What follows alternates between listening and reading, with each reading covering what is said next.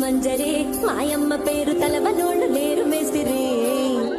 కళాకారుల ఫ్యామిలీ మరి నే గజ్జ గడితే నిద్రపోదు నిండు రాత్రి